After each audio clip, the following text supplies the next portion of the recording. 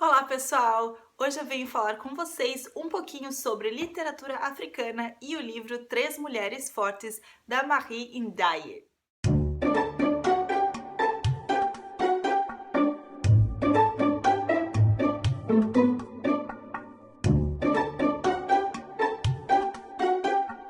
Eu já comentei com vocês um pouquinho sobre a minha leitura do livro Three Strong Women, ou Três Mulheres Fortes, da francesa Marie Ndiaye, no vídeo sobre as minhas leituras do mês de maio, mas eu queria conversar com vocês um pouquinho mais sobre esse livro e também sobre literatura africana. Esse livro foi uma das leituras obrigatórias do meu... Estou fazendo um workshop, aliás, terminou já, essa foi a última sessão sobre literatura africana, que se chama O Continente do Futuro, Perspectivas sobre a Literatura Africana.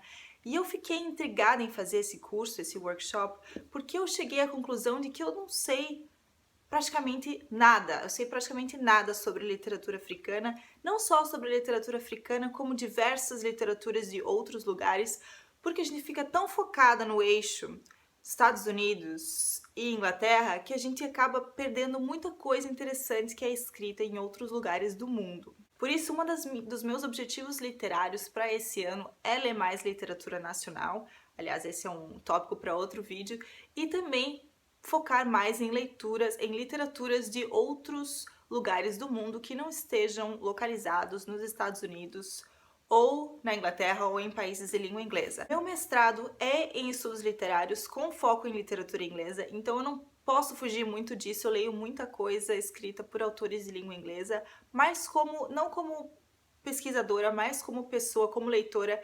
Um objetivo pessoal é ler literaturas de outros países. Então, um dos questionamentos, um dos primeiros e principais questionamentos nesse curso sobre literatura africana que eu fiz em Amsterdã foi justamente o seguinte: o que é literatura africana? Porque a África é um continente enorme, a gente não pode pensar na literatura do continente africano como algo homogêneo.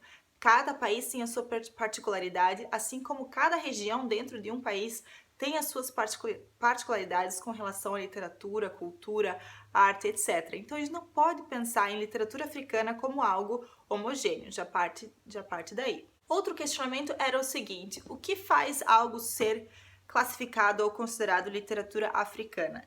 Tem que ser um livro escrito por um autor africano que nasceu na África? Ou então um livro que se passe na África, que tenha como tema principal algum assunto que seja significativo à cultura africana?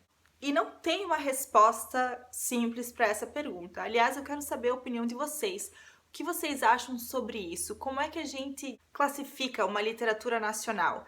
Não só a literatura africana, mas vamos pensar também em literatura brasileira. O que é literatura brasileira? É um livro que foi escrito por um autor brasileiro?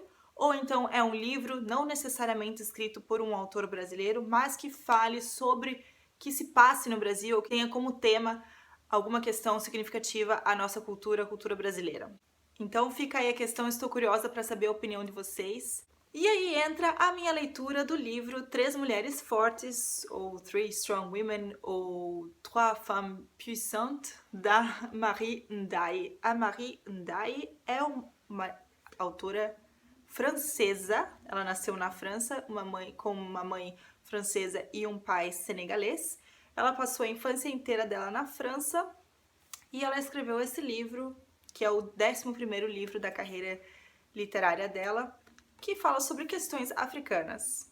Então, seria esse um livro de literatura francesa ou literatura africana? Eu fiquei muito feliz em ter participado desse workshop sobre literatura africana, porque eu tinha lido muito pouco, como eu falei para vocês, de literatura africana, como o que quer que ela seja, né?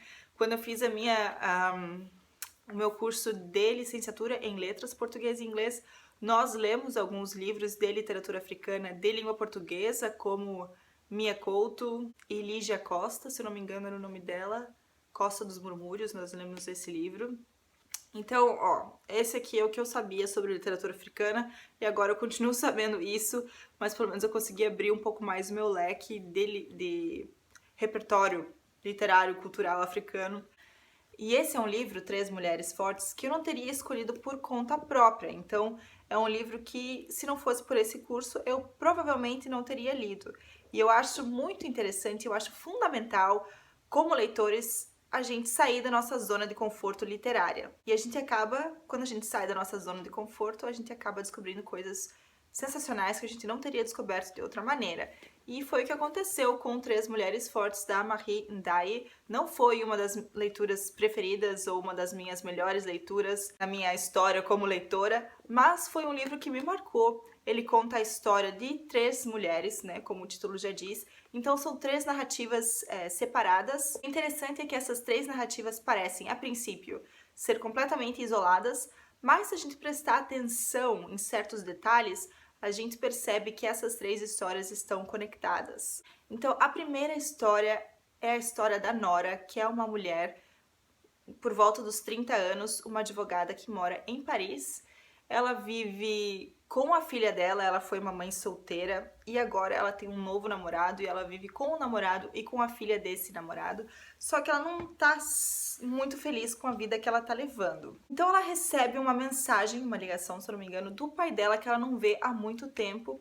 E o pai dela tá pedindo para que ela vá até Senegal, até Dakar, para visitá-lo.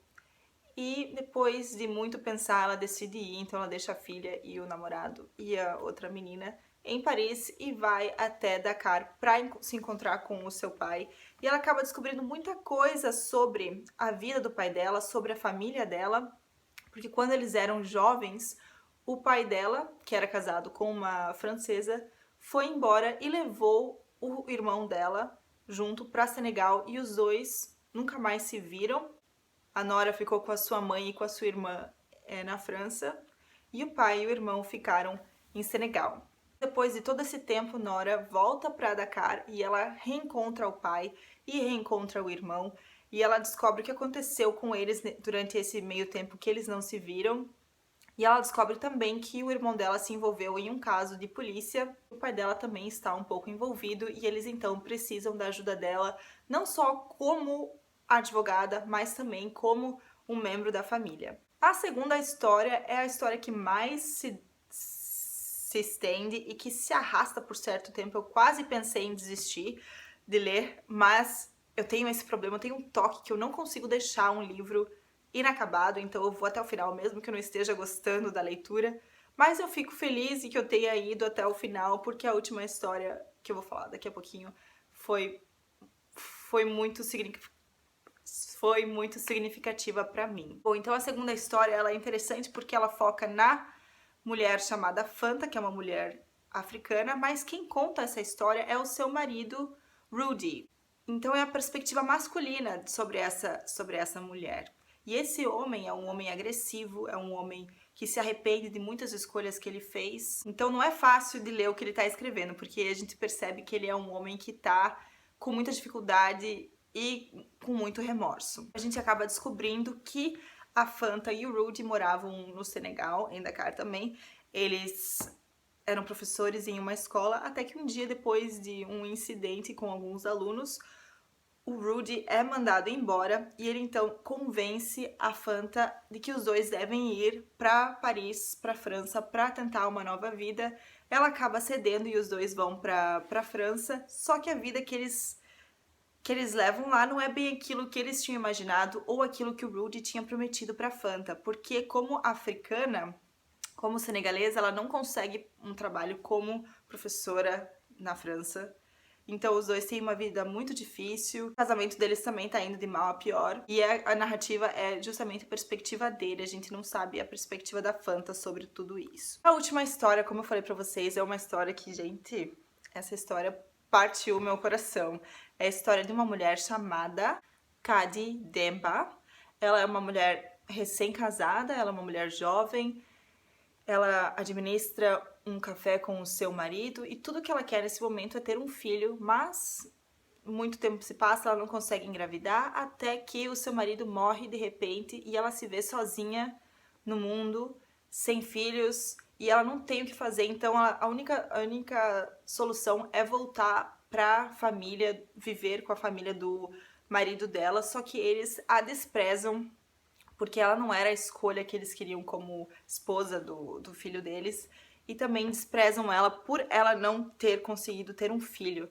Eles então deixam ela morar com eles por um certo tempo, mas depois de um tempo eles mandam ela embora e ela se vê desamparada na rua, sem dinheiro, sem ter para onde ir, e ela acaba se juntando a um grupo de pessoas que está tentando atravessar as fronteiras e entrar na Europa para tentar uma nova vida. E a gente acompanha a Cady nessa travessia e todas as dificuldades e o que acontece nessa travessia é algo que realmente não tem como explicar, vocês precisam ler. Também não vou contar pra vocês o que acontece no final. E o interessante é que cada uma dessas narrativas, né, que são separadas, tem no finalzinho um contraponto, que é uma perspectiva de uma outra pessoa sobre essa história. Por exemplo, a primeira, que quem conta é a Nora, o contraponto no final é o pai dela que escreve. Na segunda história, que é quem conta é o Rudy, o contraponto, quem escreve, ou quem nos diz, é uma vizinha do Rudy. E na terceira história, que é a da Cady Demba, quem dá o contraponto é um menino que estava junto com ela nesse grupo para atravessar a fronteira. Eu achei esse livro sensacional, assim, como eu disse, não foi a minha leitura preferida, mas uma forma de contato com a literatura africana. Né? Ela é uma escritora francesa, mas é um tema que é significativo para a cultura africana, então fica aí a questão, seria literatura africana ou não, mas enfim, esse contato com vidas dessas mulheres, não que essas mulheres tenham existido, mas que existem diversas mulheres como essas que sofrem do jeito que elas sofreram e como essas mulheres encontram forças para sobreviver. Foi uma leitura sensacional nesse quesito. Eu tenho aqui a versão em inglês, traduzida para o inglês, Three Strong Women, que foi publicado pela MacLeod Press, mas esse livro foi também publicado no Brasil como Três Mulheres Fortes pela Cosac Naif, que não existe mais, mas que publicou diversos livros fora da linha best-seller. Então eles publicaram esse livro da Marie Ndiaye e também publicaram outros livros dela que eu também dei uma pesquisada na internet. É possível encontrar esses livros na internet, em algumas livrarias, em sebos, etc. Esse livro foi também finalista do Man Booker International Prize, que é um prêmio de literatura muito famoso, em 2013.